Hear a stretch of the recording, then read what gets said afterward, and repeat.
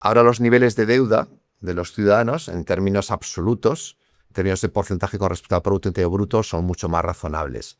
Los tipos de interés ahora son todos, en aquella época el 97-98% era tipo variable, ahora en torno al 70% de las hipotecas son a tipo fijo. Es decir, si hubiese una subida de tipo de interés, que puede ocurrir, que es probable, no afectaría a una parte importante de los que han comprado hipotecas. Brevemente explicar esto para la Sí. gente que no sabe, que nunca se ha endeudado con Sí. este tipo de cosas. Sí. Cuando uno pide una hipoteca, Vale. puede pedir una hipoteca a tipo fijo o a tipo variable. ¿Qué supone? Que a tipo fijo, durante la vida del crédito, 25 años de media, vamos a pagar la misma cuota hipotecaria, Vale. 800 euros. ¿Qué supone un tipo variable? Pues que normalmente es más barato, me bonifica, me sale más barato, pero corro el riesgo de que si suben los tipos de interés, si sube el Euribor, pues mi cuota va a aumentar. Y si baja el Euribor, va a bajar. ¿Qué ha ocurrido? Pues fijaros, en 2025, al cierre de diciembre, el Euribor era el 2,25. Ahora está en torno al 3. Dice, no, el 2,25 al 3 ya, eso es una tercera parte de subida. La cuota hipotecaria te podría haber subido una tercera parte. Entonces, asume riesgo cuando tienes una hipoteca tipo variable. Entonces, hoy en día, los últimos años, desde 2017-2018, más de la mitad de las hipotecas se han contratado a tipo fijo.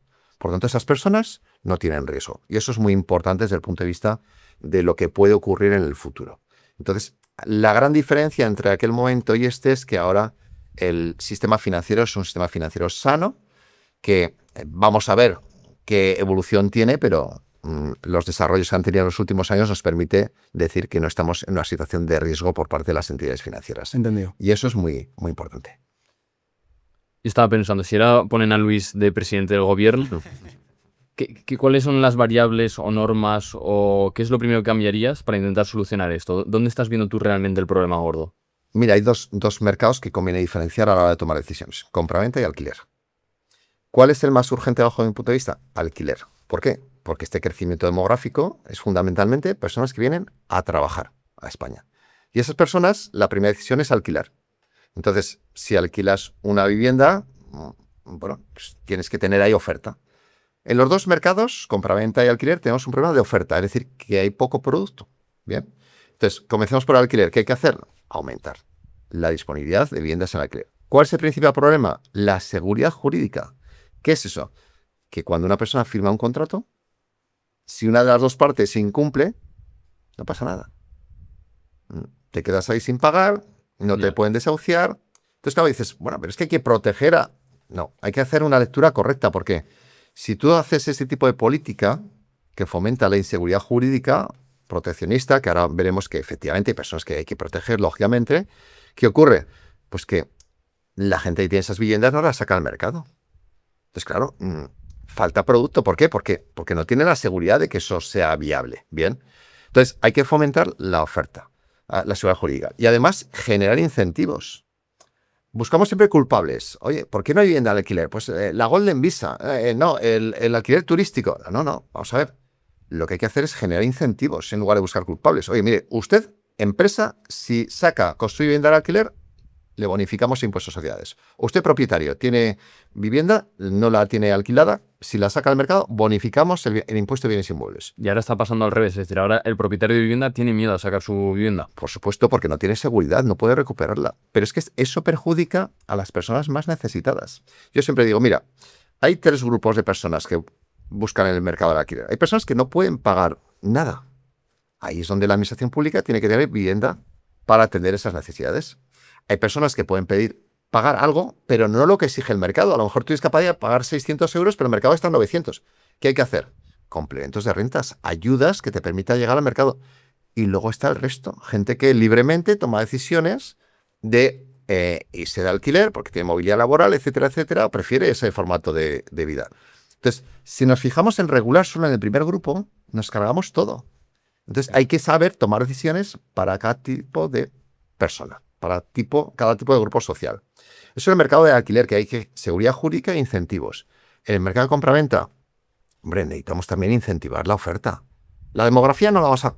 ¿Cómo lo hacemos? Pues, por ejemplo, la superficie media de vivienda en España es 108 metros cuadrados. O sea, es una superficie elevada cuando el tamaño medio por familia es 2,2. Oye, ¿cómo conseguimos...?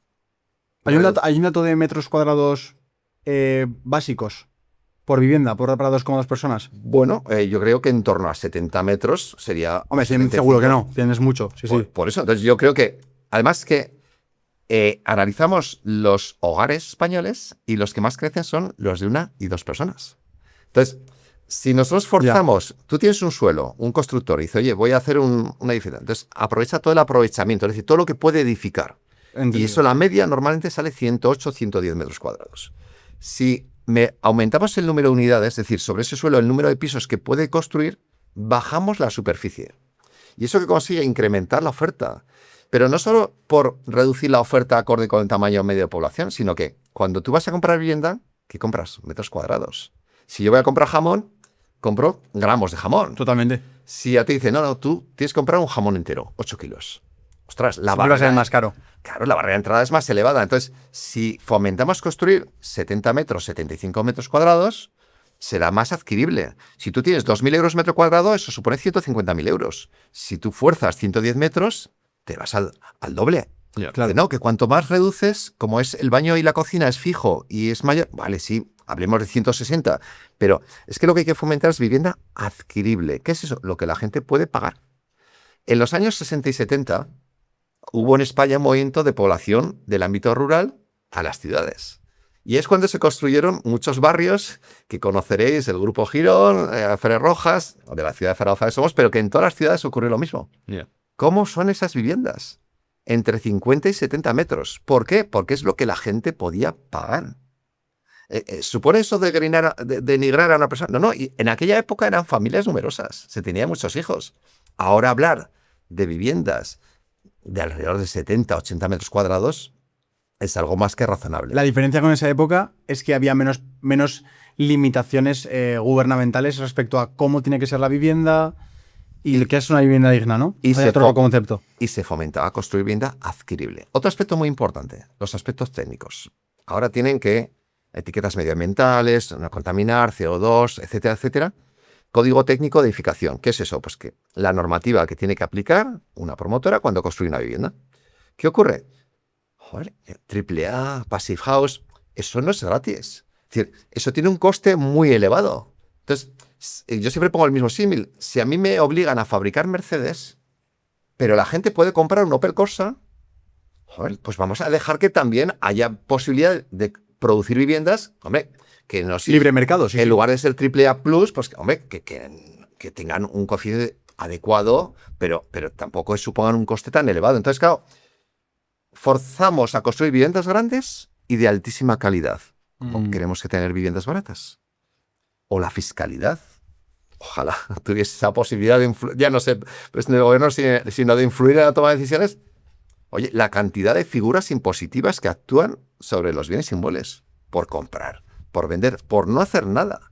Entonces, si el problema número uno de la sociedad española en las encuestas es la vivienda, hombre, yo como gestor público tendré que intentar solucionar los problemas de la gente. Y en paralelo, aplico una fiscalidad brutal. Hombre, pues no parece muy coherente.